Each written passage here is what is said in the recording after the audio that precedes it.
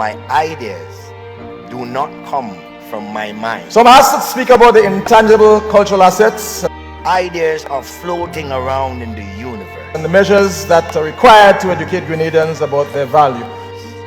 Our minds are like antennas. But when we speak about the intangible cultural assets, I think of the oral traditions like storytelling, the myths or folklore, or some people call it folk life.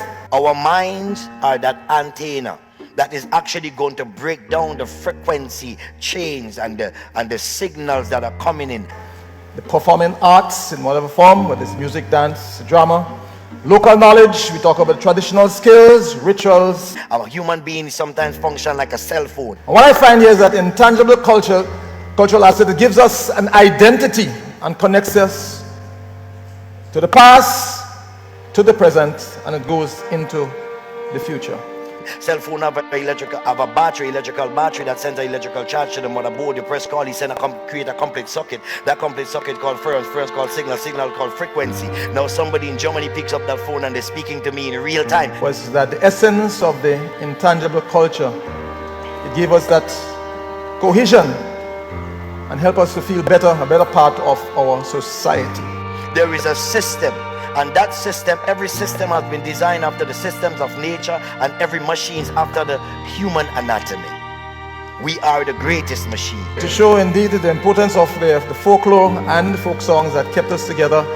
So I learned to download instead of just think. At a time when the world was not as happy as maybe we are right now. Ideas start flowing, music start flowing, and I just decide I am going to do everything in the most positive way that I can. We're going to do a little call and response. And I am going to navigate, not just by myself, but I am going to ask the universe, the Father, to guide me. When our foreparents on the estate or when they have to move a house, they did a lot of call and response. And that is how I am here today. It's a perfect example of how the intangible assets work, bringing the people together, singing in one voice.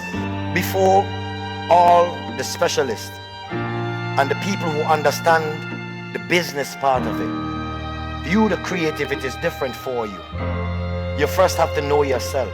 As I say, our foreparents, as Caribbean people, two things that the master could not have stopped.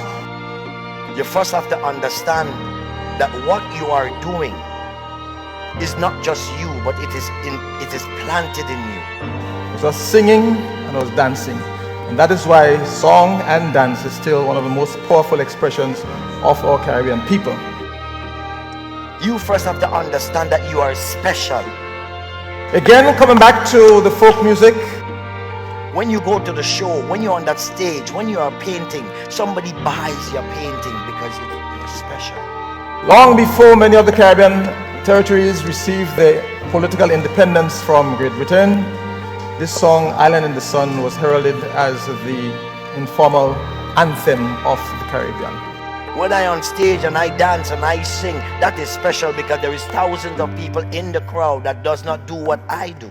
Now, as a young boy growing up in the 1960s, my father was a storyteller and he told us stories.